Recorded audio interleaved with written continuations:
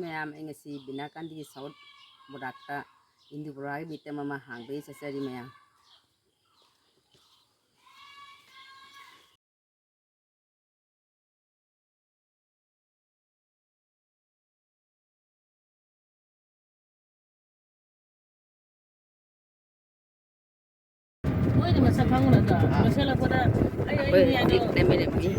Pagi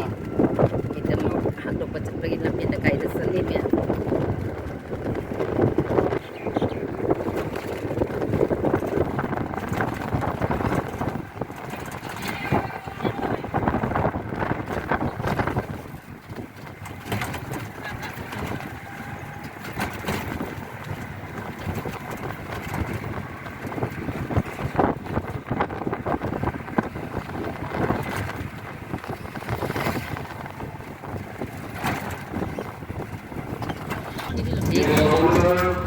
Jadi seorang lagi jauh deh.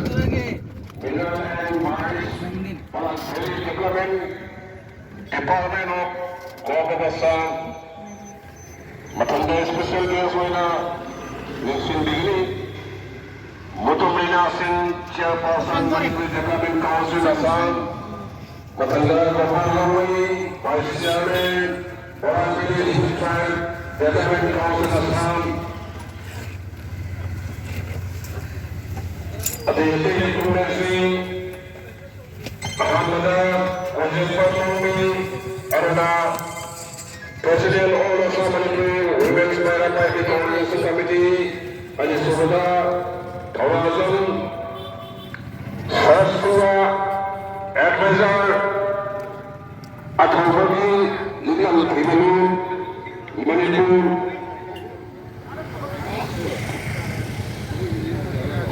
Lemonade, Special Committee Construction, IW Sina, Ikoi Osiri Patok Tretaba, Matangi Thoran Sina, Saru Alvigini, Ekoina, Osiri Patok Ekavigi, Manipur Legislative Assembly Speaker.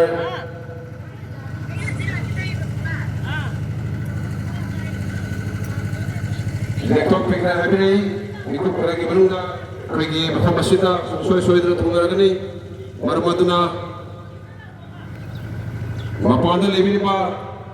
wajah singamati merupakan hakim kita, pergi hol sida, niksin dengan harga, yasigi menjadi pak, orang singa sida, sarung yabi dapat disingjari, amu tegak disingjari, ayo ki Pung mapal tabada ikoina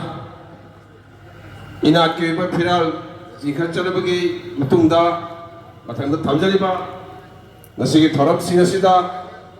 ini kaimadi kai idam dam somda lebiriba oja laikro ipai palima idam iche chal satra satri amadi akhandana ikoigi ile kai sigi maira pai bi iche chal sing sing athoba matamda leksin dirme haraga Nasigi matang manaw na ina chata jagada ba laimare bi inu prabha mitam maikum hangdobugi thora masibu sarung yabiyo haidana singjal lajar bi make degi namuk sargalo dana make thomda audience jari Sunga ko matulili the Sunga na mayam ga tong la su udra bo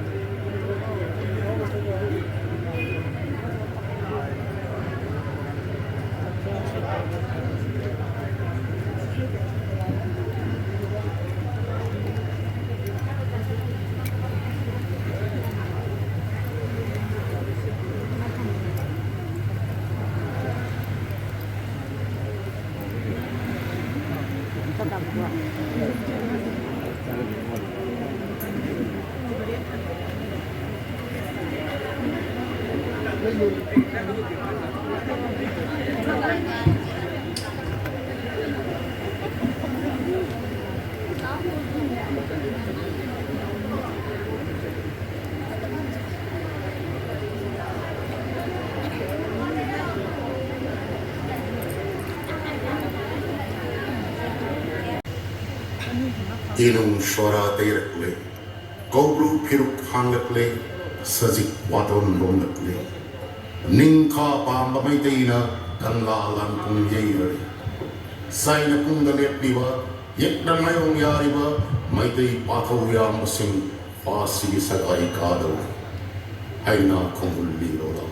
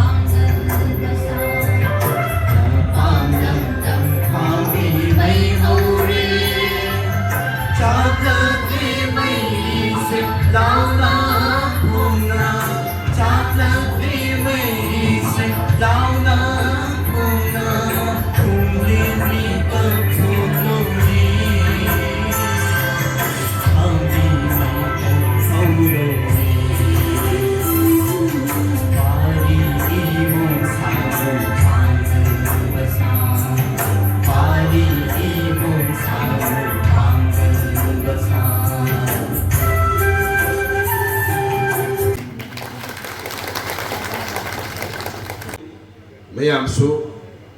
ngasigi thoramasida sarab yabinaba norokjari siga leledena ekhwegi ngasi thoram pathokjariba South Pura Complex haina khangna jaramba adugi ming tholadu minglenadu ngasidagi amu othokragadaba sinokchagadaba lemarabi Indu Prabha Complex haina khangna gadaba adumaina adugunaba adugi maikhum adasu wegi lengbireba Chief guest na maikhum hangupigani mayam saruk yaminasi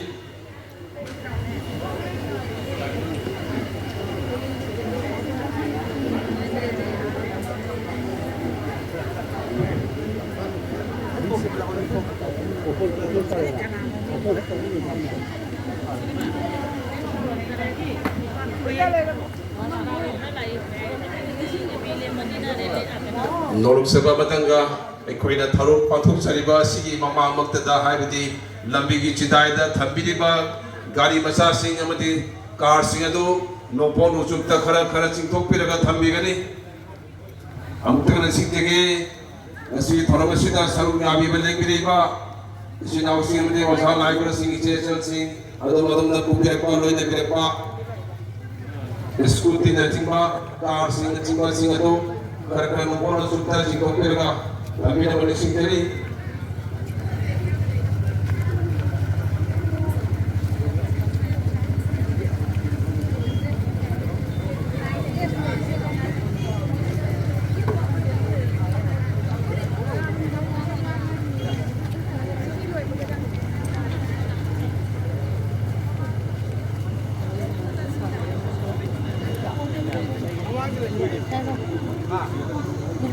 Ngasih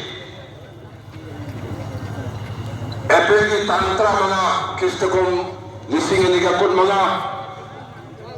yang berbanding lepas pupanumen ki yang berbanding sida ngasigi malenda ihan halo ina mitam kinjaba mende isenuragi mitam tang nabi mangam salabi bi salabi Baba lepa kunik sisebi leberani Indu Prabha Mitam koi hangok chalo demata honorable speaker election bikre maramaduna bapada legeba china kodima election bidana ngasigi mitam hangok pi thoram sibu sarog yatigi lelela ngasigi thoram panthok seriba South Pura Complex China, Khangajaramba,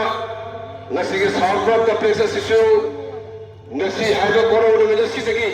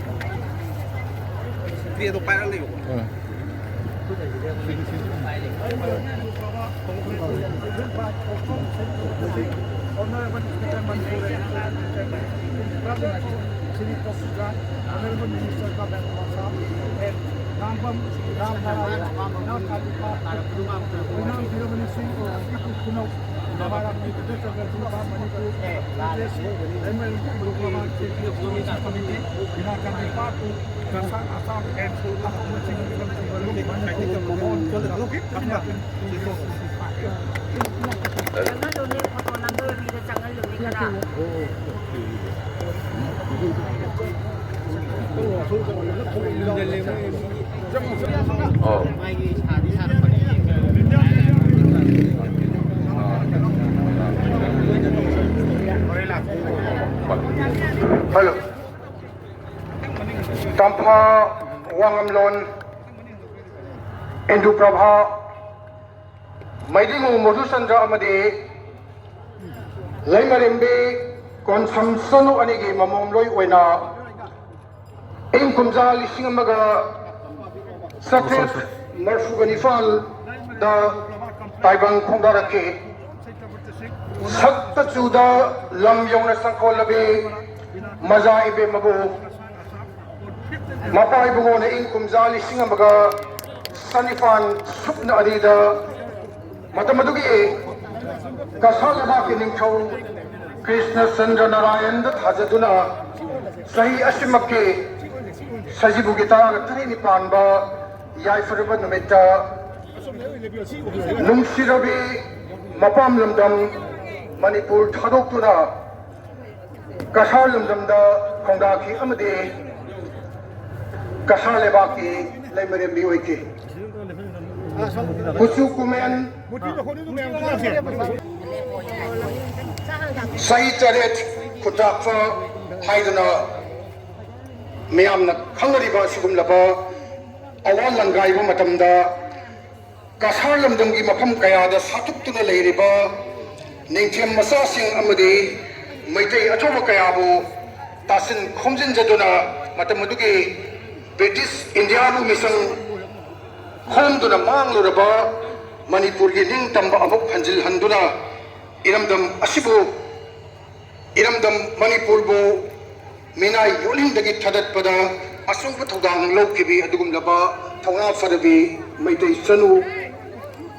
Laimarimbi Indo Prabani इकाई कुनजर बाप की press media की सुनाव से हरिबर मितुक से यामदा नशी की school बा फंक्शन से यामना मरुई बा तंजाम खकने मरमसना तो की मीडिया पर्सन सिंह यामना मितुक ना हम सिंह ना तंजा से लोगी ना बनिशिंग जरे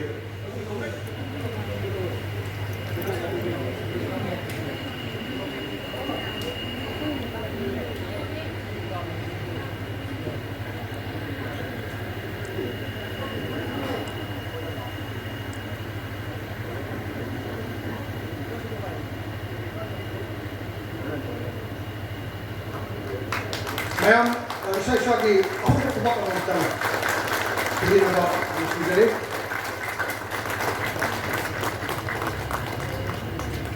yang thona hak ki badung ba lebon dari pada saya nasi lensen beri ba nasi ki chief guest beri ba honorable speaker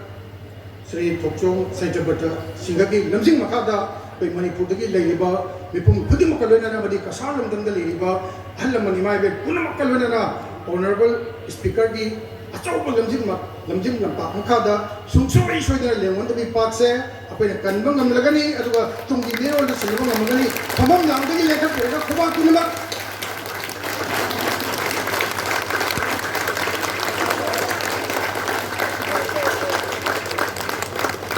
भारतली सरकारी फॉर्म नाम लेंसुन लिसे Honorable Speaker amadi editor Thokson Sarpu